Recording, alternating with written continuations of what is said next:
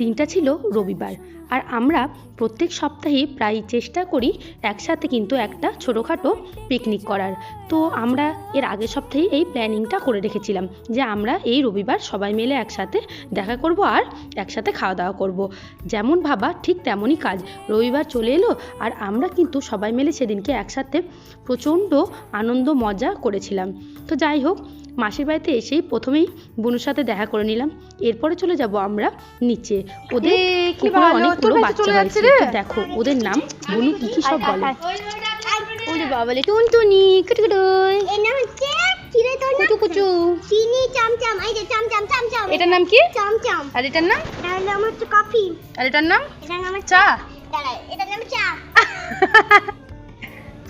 ওর মায়ের নাম কি?